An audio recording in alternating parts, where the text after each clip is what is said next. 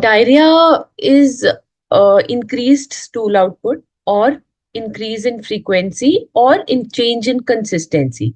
That means a child who's passing watery stools, or there is sudden change in consistency, or a child who's passing stool normally once or twice a day is passing now, the number of times is increased. So that is defined as diarrhea, any change in any of these. Any infection can cause diarrhea. The most common being viral infection. There are certain viruses like rotavirus diarrhea which can cause this kind of infection in children. There are other reasons also of diarrhea, like bacterial infections are there and protozoal infections are there. So any of these, when contamination is always through food or water, but when a child consumes contaminated food or water, or sometimes they just take hands in mouth or the toys in mouths, all of these can cause infection in children, causing diarrhea. Change in or increased frequency of stool is diarrhea.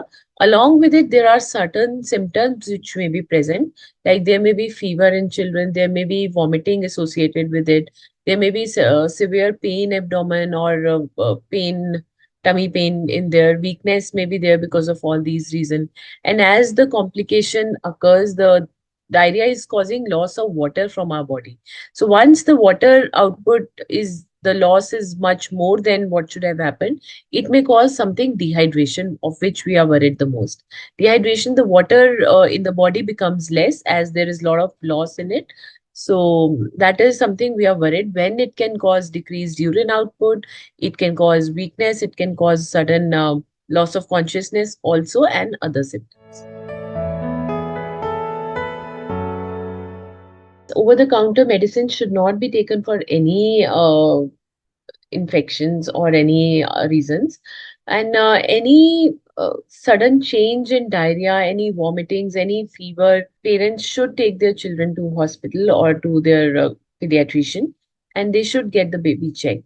Because there is very thin line between diarrhea and when the dehydration occurs in children, especially in small babies, the reserve is very less. So they must get the child evaluated and treated as soon as possible, as soon as they see the change. The main aim of treatment in diarrhea is to prevent dehydration. So, what is dehydration? I already told before. When there is the loss of water from our bodies much more than what should have happened, the dehydration may occur. So, we need to treat that dehydration. So, there are different stages a child might reach to our clinics or hospitals. If there is no loss or no water loss, the child has reached early, we may just ask the child to take normal fluids at home, whether the child is feeding or ORS can be taken orally. Normal home-based fluids like coconut water, lime juice, or other water, plain water can be taken with a normal diet. The sometimes children are bought late, little late. So they may have lost some water and they might be in some dehydration. So when that stage is there, we need to observe the child for some time.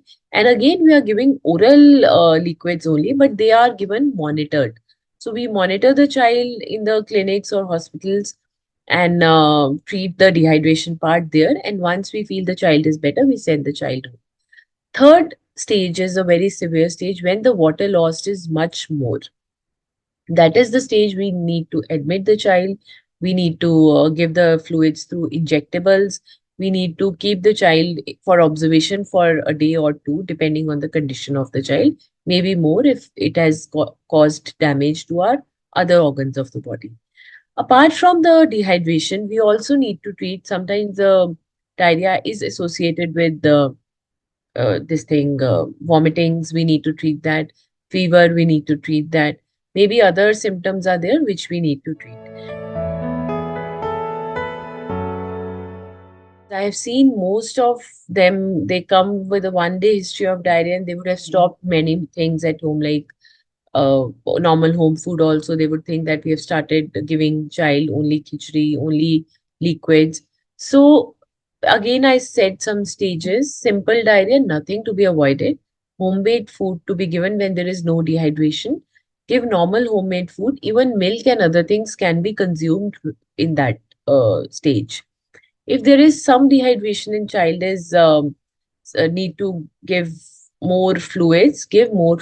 Again, homemade food, if child can take comfortably, should be given.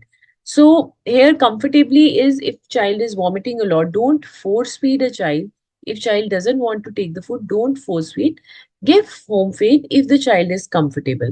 Otherwise, you may give normal give try to give liquids a lot, because we need to prevent dehydration. So severe diarrhea, anyways, child will be admitted. So homemade diet is never to be avoided in diarrhea, unless child has lot of vomitings or child doesn't want to take. Force food, fried food, and outside food are the things which should be avoided. Apart from that, anything at home, normal dal, sabji, roti, what we say, can be taken and should be taken by children if the child can take it comfortably.